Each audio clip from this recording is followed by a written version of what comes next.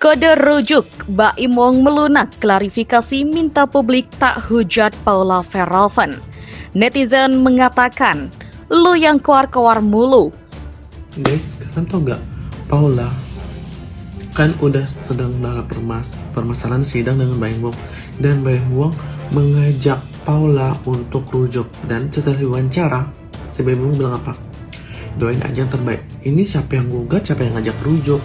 Nah, jadi aku pikirnya ini kalau bahwa ini semuanya udah disetting sama si Baim Wong, tapi si Paula nggak mau ngikut permainannya si Baim Wong. Jadi gimana nih kalian yang dapat gini? Kalau semua tuh serbanya tuh kalau dengan Baim Wong semua tuh serba di kontenin. Jadi menurut kalian ini dampak positif apa dampak negatif oleh dari penggunaan sosial media? Tapi saya berharap hukum ini benar-benar ditegakkan karena berita ini sudah kadung menjadi santer dan nama baik Paula di depan anak-anaknya. Suatu hari nanti saat mereka sudah mengerti ini dipertaruhkan, saya melihat menggunakan kartu saya bahwa ada hal yang lebih besar yang ada dan terjadi di sini. Tapi mungkin memang kita tidak lihat saat ini. Dan jika kalian pun mengalami hal yang serupa, bahwa ada satu hal yang kalian anggap benar dan salah, maka harapan saya tidak usah menceritakan ini ke siapapun, tidak usah mengumbar berita ini sehingga menimbulkan fitnah jika itu tidak bisa dibuktikan kebenarannya. Kita mungkin mengingat cerita tentang Gading Martin dan Giselle, di mana beredar video yang mirip dan terus kemudian terjadi perpisahan di antara mereka. Tapi kita tidak melihat mereka berdua ini saling menyerang. Bahkan Desta dan Natasha Rizky ini pun senyap berita. Dan saya sangat menghargai dan mengagumi orang-orang yang bisa menjaga aib untuk tidak diceritakan ke media massa. Apalagi mengingat bahwa mereka memiliki anak dan akan menonton konten itu suatu hari kelak. Sama juga ini dengan Baim Wong ini. Iya, anggaplah istri lo selingkuh. Anggaplah ada rekaman yang dituduhkan. Anggap, emang perlu diceritain nama Pista Putri? Emang perlu diperlihatkan ke Nikita Mirzani?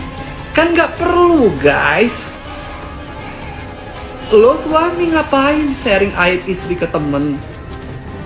Mending amanah, diceritain juga di media sosial atau di TV. Lihat tuh Nikita, sebelum berangkat umroh, malah dia cerita, iya sih, Baim ngasih lihat gua video atau rekaman, kalau gue jadi Baim sih ya gue cerai. Lah, ini juga Pista Putri juga bilang gitu. Dulu suami saya juga diembat tuh sama dia tuh. Ini kita bicara hukum loh, ya. Harusnya kalau pintar si suami, harusnya itu dipakai sebagai alasan pertengkaran terus menerus. Ya kan, akibat pertengkaran terus menerus kan di undang-undang itu kan alat perceraian kan pertengkaran terus menerus itu dipakai sebagai alasan untuk cerai. Kalau untuk cerai alasan perselingkuhan itu nggak cukup kalau tidak ada, kalau hanya sekedar diduga pergi jalan bersama, diduga pergi nonton bersama. Ya kan Bang, dia ada bukti nih, ada percekcokan antara Baim dan Paula soal sosok N yang kalau cuma percakapan juga belum cukup. Iya kan ada sosok N yang diduga karyawannya selingkuh. Ya kalau percakapan, aku ini bisa merayu cewek bisa 100 orang sehari. Halo, I miss you, ketemu yuk, apa itu perselingkuhan? Enggak kan? Permohonan Baim Wong agar publik tidak menghujat Paula Verhoeven pasca gugatan cerai yang diajukannya menuai kontroversi di kalangan netizen. Pernyataan tersebut dianggap bertolak belakang dengan tindakan sebelumnya yang secara terbuka mengungkapkan dugaan perselingkuhan Paula. Dalam sebuah konferensi pers, beberapa waktu lalu, Baim Wong dengan tegas menyatakan bahwa alasan utama dirinya menggugat cerai karena adanya dugaan perselingkuhan yang dilakukan oleh Paula Verhoeven. Saya memang bisa dibilang dihianati sama dua orang yang terdekat saya. Dari pihak perempuan sama laki-laki, yang laki-lakinya itu adalah teman saya sendiri. Sebenarnya pas kejadian itu, hari pertama itu saya sudah memaafkan, tapi pakai cara-cara saya lah, ujar Baim. Kalian yang laki-laki, ketika ada di posisi itu, rasanya pasti berat sekali untuk memaafkan. Saya tidak tahu mereka itu ngapain, sambungnya. Namun saat menghadiri sidang mediasi di Pengadilan Agama Jakarta Selatan pada Selasa, 29 Oktober 2024, Baim justru meminta agar publik tidak menjelek-jelekan Paula. Ia beralasan merasa kasihan jika Paula menjadi bulan-bulanan netizen. Jadi biar kita menyelesaikan masalah ini dari pihak kita dengan persidangan secara tenang. Jangan saling ini atau kata-kata nggak benar buat Paula. Kasihanlah, ungkap Baim. Hubungan saya Paula dengan anak-anak itu baik saja. Nggak ada gimana-gimana kok, kapanpun mau ketemu boleh, sambungnya.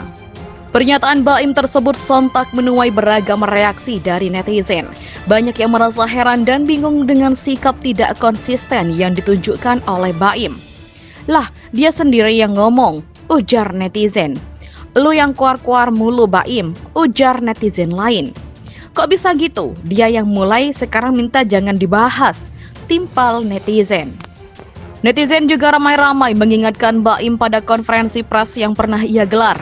Dalam konferensi pers tersebut, Baim terlihat sangat emosional dan memberikan pernyataan-pernyataan yang cukup keras mengenai dugaan perselingkuhan yang dilakukan oleh Paula.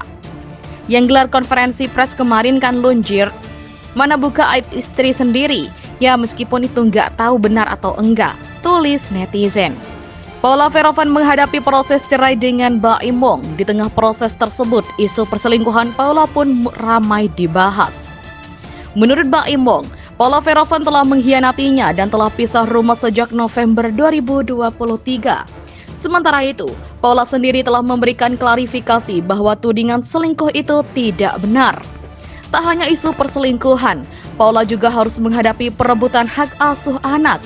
Pasalnya, kedua anaknya, Keanu dan Kenzo, saat ini dalam pengasuhan ayahnya. Dalam gugatannya, Baim Wong juga ingin hak asuh kedua anaknya bisa ia dapatkan. Carut-marut rumah tangganya tersebut seolah merupakan ujian bagi Paula yang baru hijrah.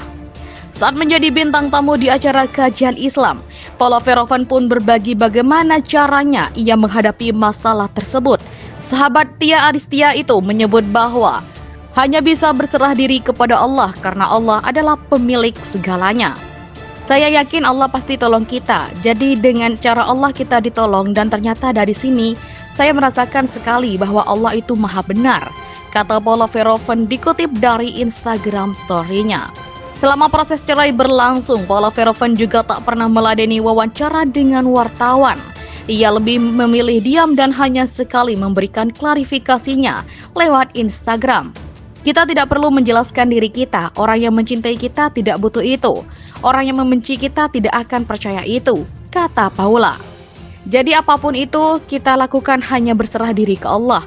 Apapun kondisinya, apapun masalahnya, kita bersyukur karena Allah, imbuhnya.